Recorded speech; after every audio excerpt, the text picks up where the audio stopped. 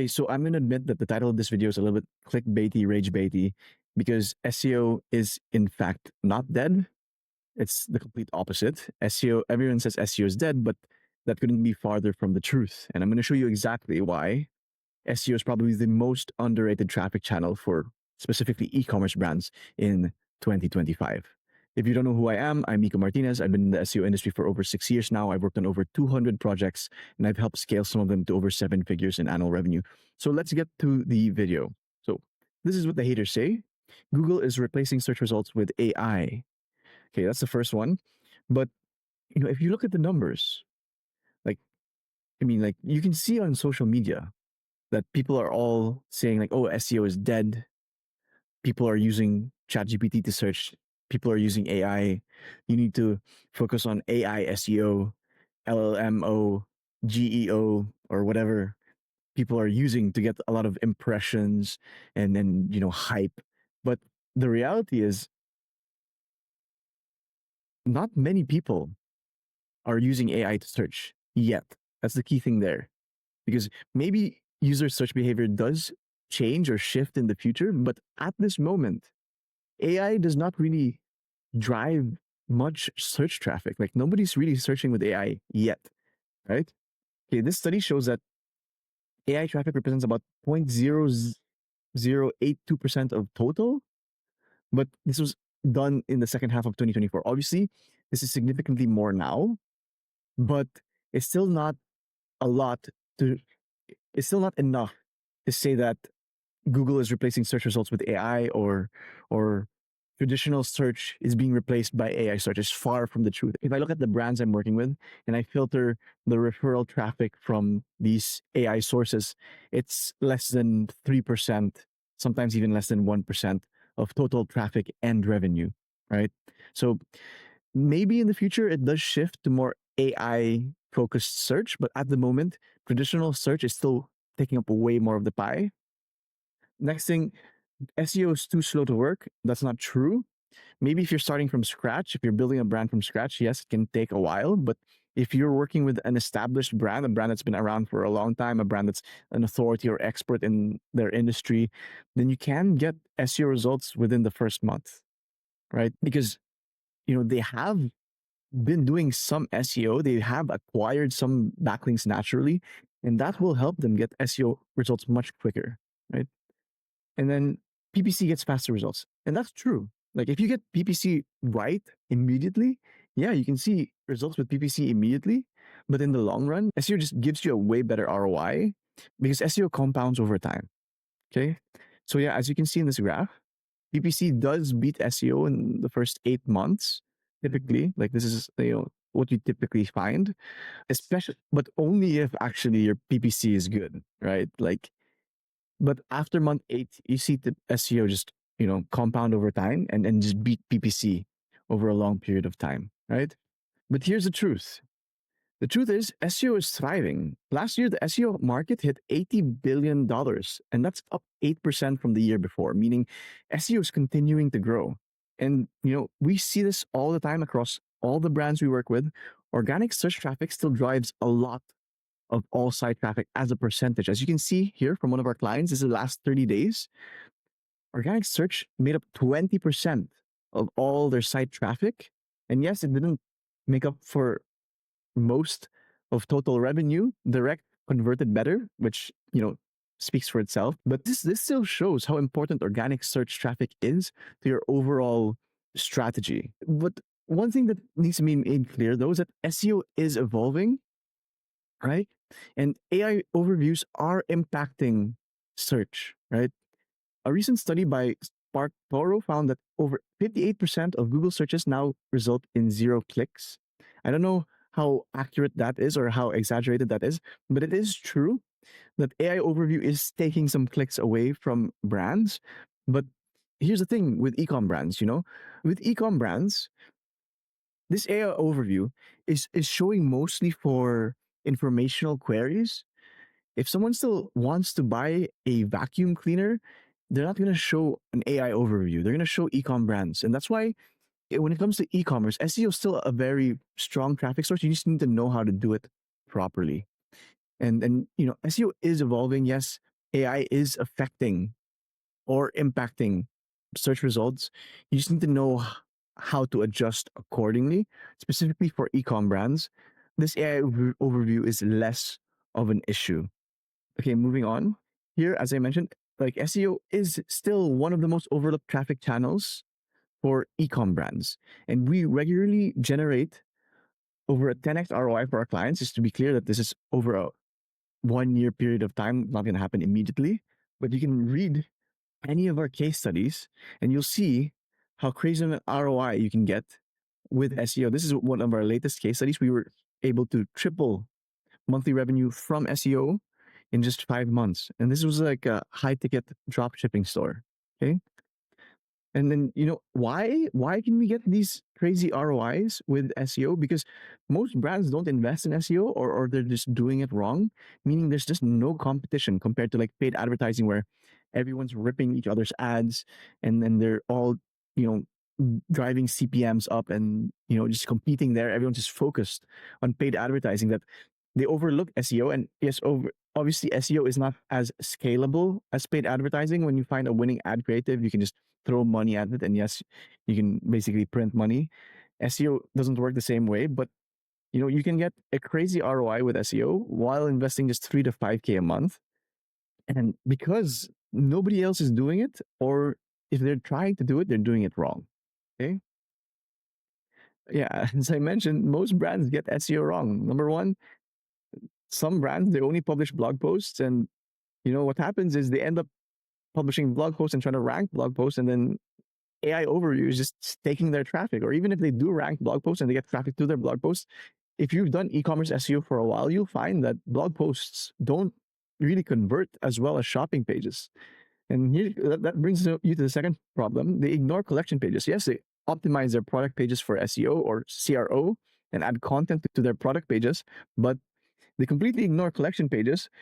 And what they fail to realize is that collection pages actually, like most of the time, collection pages are the ones that are targeting these key keywords, these important keywords for e-com brands, right? Like vacuum cleaners. Like that's not going to be a product page. That's going to be a product category or collection page. And then most brands' collection pages, they look like this. They just have the category name on top. You'll be lucky if you find a short description below the product category name, and then the product grid, and that's pretty much it. And then Amazon can get away with this, but most brands can't, because there's just not enough information for the search engine to make a decision whether this is the best result for a certain query, right? Number three, they never build backlinks because, well, I guess they don't understand what backlinks are, or they don't know how to build backlinks, or they just don't know how they're going to get an ROI on the backlinks. And the last thing is they have poor internal linking. Yeah, this is something a lot of brands just overlook and don't understand or don't realize how important this is, right? And that can be said about most of these things. Like they only publish blog posts because they think that's important, and then they ignore the rest because they don't think they're as important, which is completely wrong. It's the other way around, right? So this is what actually works in 2025.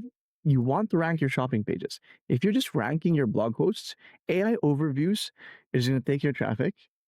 And even if you do rank for blog posts, if you get traffic to those blog posts, again, that traffic is rarely going to convert. You need to rank your shopping pages. If you're selling vacuum cleaners, you want to rank your product category page on vacuum cleaners. And this is typically how we like to structure our product category pages. We have the category name on top, short description below that, the product grid, a detailed category description below the product grid, then frequently asked questions like in the form of accordions, and then featured reviews at the bottom. We like to add way more content to our product category pages because we want to show the search engine that our brand is the authority or expert in the industry. Again, you can't get away just doing this. You can't expect to rank just doing this.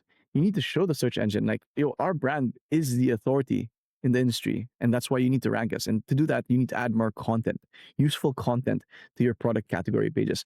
Like the way you want to think about it is basically, if a customer lands on your site and they have a question about this product category, you don't want them going to another source or another brand to get that question answered, right? You want to answer that question on this page, okay? And that's the reason we want to add more content to our product category pages. It will help them rank better. And, you'll find that if you rank your product category pages, that's what's actually going to drive revenue growth, not blog content. Okay. Moving on to the next thing. I'm not telling you to completely stop publishing blog content, but I want you to publish blog content with the intention of actually supporting the rankings of your shopping pages. Because again, blog content, your clicks will get stolen by AI overviews. Even if you rank the blog content, they're not going to drive much conversions. So when you publish blog content, you want to have this idea in your head that it's to support the rankings of your shopping pages. So you kind of want to have, like, if you have a shopping page about vacuum cleaners, just keep using vacuum cleaners as an example. You want to answer, you want to have blog content around vacuum cleaners, like what's the difference between a handheld vacuum and a canister vacuum and a standing vacuum, things like that, right? And when you now have these shopping pages and you're supporting blog content, you want to have proper internal linking. You want to link to your key shopping pages. This could be your collection, product category, or even your product pages, depending on what industry you're in. But most of the time, it's going to be your collection or product category pages. You want to link to those key pages, your key shopping pages from the homepage, the navigation, and the supporting blog content. Again, that's what the supporting blog content is for. It's not necessarily to rank and drive more traffic. Yes, that is a bonus, but they're actually there to support the rankings of your product category pages. You want to show the search engine, like, okay, this brand is definitely the expert or authority in the industry because it's answering every single question users have about this product category, whether it's on the product category page itself or whether they have dedicated blog posts to answer those more, those more in-depth questions, like questions that need more in-depth answers and that need dedicated blog posts to answer those questions, right? And the last but not the least, you need to build quality backlinks to, these key shopping pages, to your blog posts, to your homepage, because link building is still a top ranking factor in 2025, even more so now, because it's so easy to create quality content with the use of AI that quality content has become less of a differentiator. And I think search engines are leaning more on quality backlinks to determine authority or expertise in an industry, right? Because it's still really hard to get these quality backlinks. Okay. And, I want to also talk to you about why SEO is better than ads in some ways. I'm not saying don't run paid ads, but, SEO does have its benefits. Rankings don't fluctuate month to month like CPMs. Like when it comes to paid advertising, you can have like a winning ad and next month it'll be a losing ad, right? Because of CPMs just fluctuating like crazy. And you have to test creative weekly, which you don't have to do with SEO. Like SEO is pretty solid month after month. It's very consistent. And you don't have to pray to the meta gods that your next ad set works because like, you need to keep testing creatives. When it comes to paid advertising, you need to keep testing creatives, and sometimes like your new creative just doesn't work, right? That's not what happens with SEO. It's very consistent every month. When you start ranking for certain keywords, it's actually very difficult to lose those rankings as long as you're continuing to do the SEO work. And then traffic compounds instead of resets every month, meaning over time, your SEO actually gets better and your revenue just continues to increase as you rank for more and more keywords.